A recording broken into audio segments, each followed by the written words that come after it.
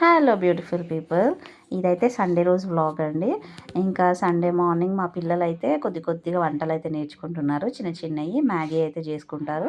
మా సహస్ర అయితే కనిపిస్తుంది. శ్రీవల్లి కూడా చేస్తుంది. యాక్చువల్గా శ్రీవల్లే చేస్తుంది సహస్ర కంటే ఎక్కువ.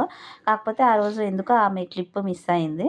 సో ఇద్దరు కలిసి అయితే మ్యాగీ చేసుకున్నారు. ఇంకా పిల్లలు అయితే మ్యాగీ తిన్నారు. అంటే మా ఆడపడుచు వాళ్ళు కూడా వచ్చారనమాట. సో నేనైతే ఇంకా చపాతీలు చేశాను. మా ఆడపడుచు నేను ఇద్దరం కలిసి, తను తాల్చింది, నేను కాల్చాను. ఎగ్ కర్రీ ఉండే అనమాట. సో బ్రేక్ఫాస్ట్ అయితే అలా కంప్లీట్ అయిపోయింది. ఇంకా బ్రేక్ఫాస్ట్ కంప్లీట్ అయ్యేసరికి మాకు 12 అయింది. ఇంకా ఎందుకంటే సండే తెలిసిందే కదండి. సండే అంటేనే లేజీ డే అనమాట. లేట్గా లేస్తాము, లేట్గా తింటాము, అన్ని పనులు లేట్గా అయిపోతాయి.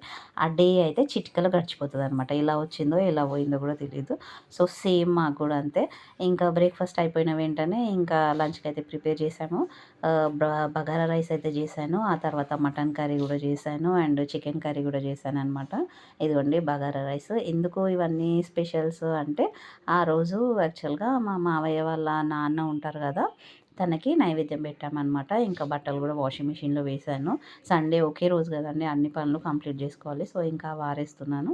మా ఆడపడుచు వచ్చేసి ఆలు బజ్జీలు ఇంకా పకోడీ కూడా చేసింది. తను చాలా బాగా చేస్తుంది. అండ్ ఇంకొక పెద్ద విషయం అండి, మా శ్రీవల్లి అయితే రైతా చేసింది. అది కూడా ఎవ్వరు చెప్పకుండానే తను ఒక్కతే వెళ్ళి చేసుకొని వచ్చింది. అసలు నిజంగా ఎంత బాగా చేసిందంటే అందరూ అదే అన్నారు, శ్రీవల్లి చాలా బాగా చేసిందని. సో ఈ విధంగా మా సండే లంచ్ అయితే కంప్లీట్ అయిందండి. అండ్ మీరు ఎలా చేసుకున్నారో తప్పకుండా కమెంట్ చేయండి. Bye bye.